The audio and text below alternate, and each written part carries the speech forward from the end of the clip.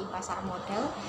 Di sini ada dua pengertian. Yang pertama yaitu menurut Undang-Undang Nomor 8 tahun 1995 dan pengertian dari pasar modal secara umum.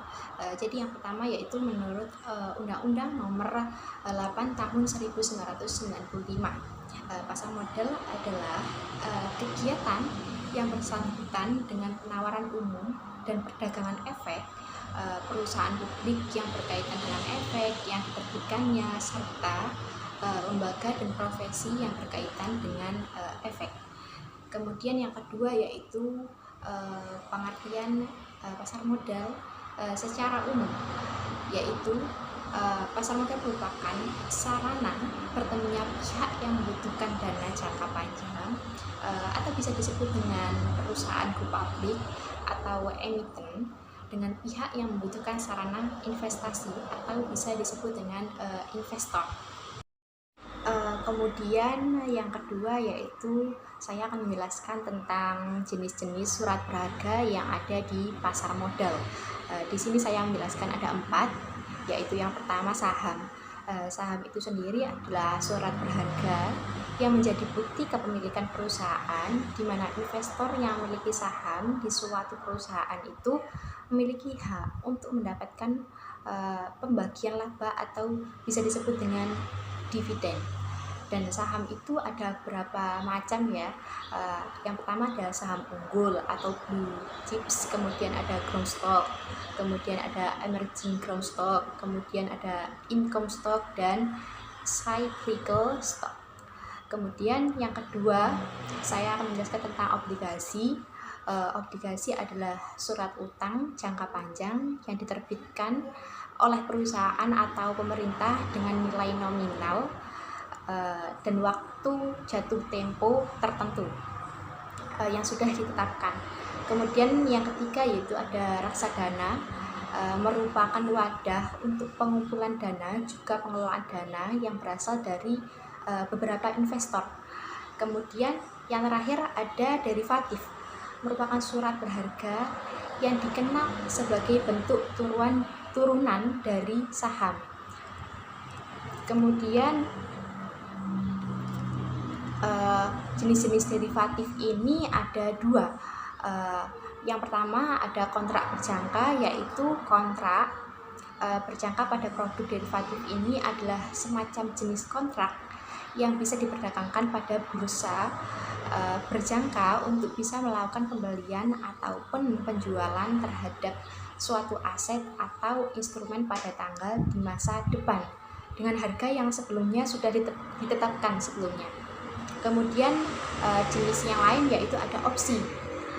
Opsi pada jenis instrumen derivatif adalah instrumen yang memberikan suatu hak untuk para pemegangnya agar bisa membeli ataupun menjual aset pada suatu satuan harga tertentu pada sebelum tanggal jatuh temponya. Kemudian ini adalah contoh-contoh model surat berharga. Di sini ada surat saham, reksadana, dan ada obligasi. Jadi di sini ada manfaat pasar modal. Di sini ada 5 manfaat, yaitu yang pertama menyediakan sumber pembiayaan jangka panjang bagi dunia usaha sekaligus alokasi dana secara optimal. Kemudian yang kedua yaitu manfaat berikutnya memberikan wahana investasi yang beragam bagi investor sehingga memungkinkan untuk melakukan diversifikasi.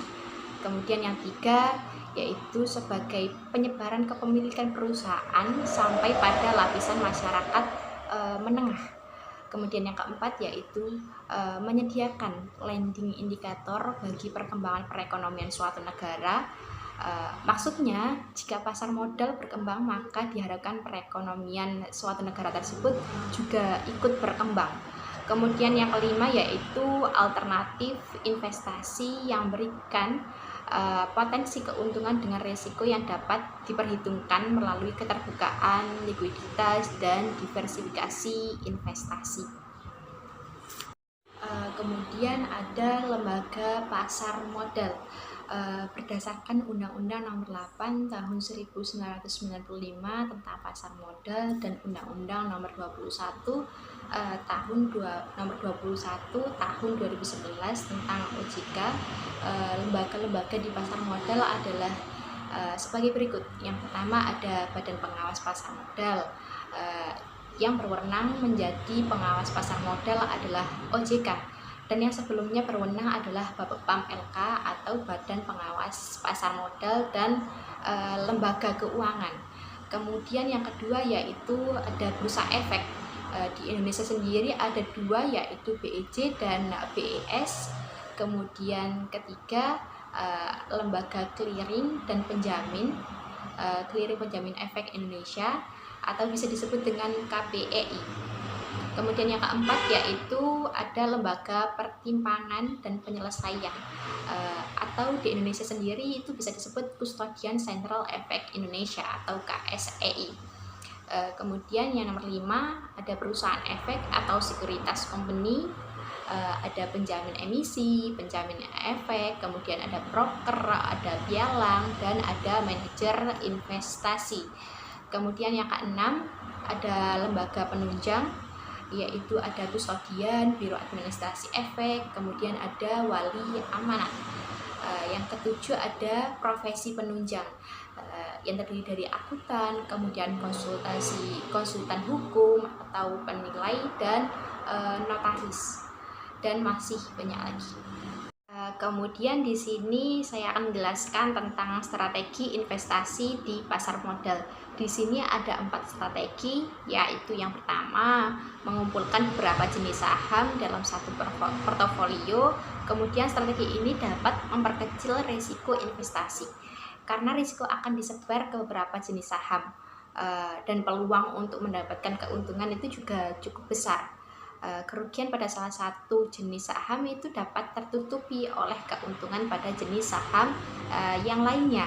Kemudian yang kedua yaitu cara kedua itu bisa membeli di pasar perdana dan kemudian menjual begitu dicatatkan di bursa.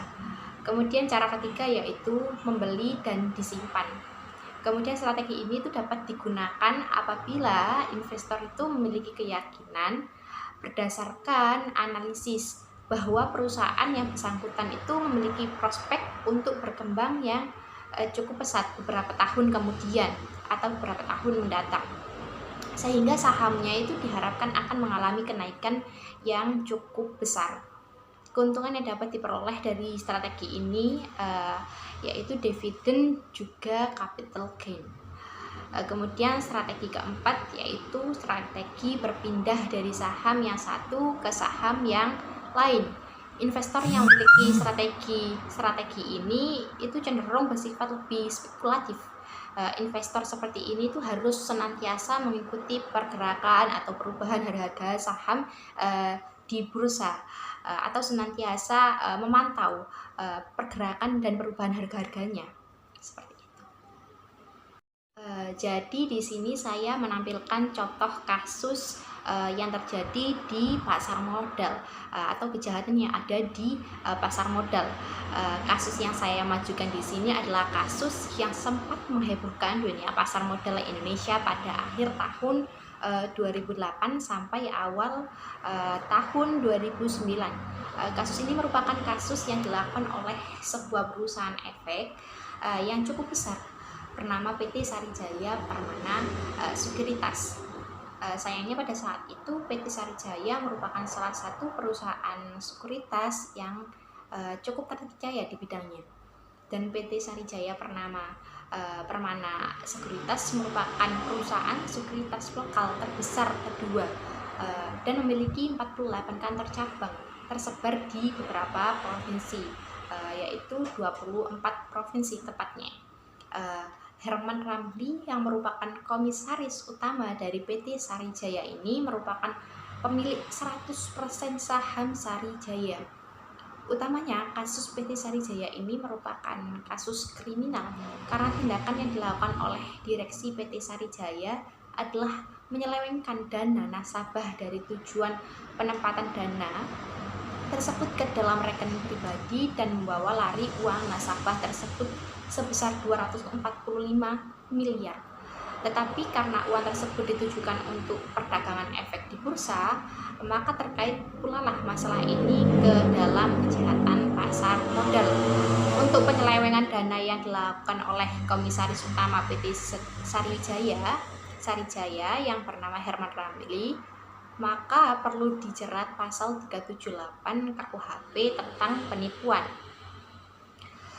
Sedangkan untuk kejahatan pasar modal sendiri yang dilakukan oleh pelaku, maka pasal yang dikenakan adalah bab 11 Undang-Undang Nomor 8 Tahun 1995 tentang pasar modal yang mengatur perihal penipuan, manipulasi pasar dan perdagangan orang dalam. Kemudian penyelesaian kasus tersebut yaitu pelaporan terhadap diri Herman Ramli ini sebagai pelaku penggelapan dana nasabahnya tersebut langsung dilakukan oleh Bapam LK ke Bareskrim Polri. Hal ini ditindaklanjuti dengan pemeriksaan dan penahanan Herman Ramli. Kasus tersebut sudah tercatat di Pengadilan Negeri Jakarta Selatan di bagian pidana pada tanggal 18 Mei 2009. Dan Herman Ramli terancam hukuman penjara di atas 5 tahun. Tetapi Mabes Polri dan Bapak LK ini mempunyai pendapat yang berbeda untuk kasus ini. Polri menyatakan kasus Sarijaya masuk dalam ranah hukum pasar modal dan perlu ditindaklanjuti sesuai dengan UU Pasar Modal. Nah, sedangkan Bapak LK itu menyatakan bahwa kasus ini bukan pelanggaran pasar modal, melainkan kategori pidana umum, yakni penggelapan dan pencucian uang. Selain dari pengajuan tersangka utama ke meja hijau, dalam hal ini pihak-pihak yang berwenang di pasar modal juga mengambil beberapa tindakan untuk dapat menyelesaikan masalah PT Sarijaya ini. Di antaranya yaitu Otoritas Pasar Modal dan Self-Regulator Organization atau SRO melakukan verifikasi atas rekening efek nasabah PT Sarijaya dan menilai aset-aset pribadi yang telah diserahkan Komisaris Utama termasuk atas status hukum aset-aset tersebut. Kemudian Bapak LK itu memerintahkan BI untuk menghentikan sementara aktivitas perdagangan PT Sarijaya sejak 6 Januari 2009 sampai kasus itu selesai. Kemudian cara yang lain yaitu dilakukan Bapam LK memerintah KPEI dan KSEI untuk membekukan seluruh aset PT Sarijaya dan nasabahnya kecuali untuk penyelesaian transaksi yang tersedia sebelum kepada KPEI. Terima kasih. Sekian yang dapat saya sampaikan. Apabila ada salah kata, mohon dimaafkan tentang materi yang sudah saya sampaikan. Wabillahi taufiq wal hidayah. Wassalamualaikum warahmatullahi wabarakatuh.